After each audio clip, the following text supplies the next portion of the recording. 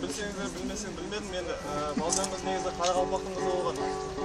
Сол Қазанғап Қарақалпақ еліне барғанда балжаңызға ғашық болды. Сөйтті ол қызға атыстырып, енді сөз байласып кеткеннен кейін еліне барып мал жинап, қалың мал жинап барған кезде жаңағы балжаңыз тура тойының үстінен сәт басқа біреуге ұзатып алған болды. Сонда балжаңыз Қазанғап аға сізді күтердей-ақ күттім, өзіңіз келмеген. Енді маған күйіңізді арнай жүріңіз дейді. Сол кезде алғашқы ең әсем бие 18 жасар балжаңыз шығарады.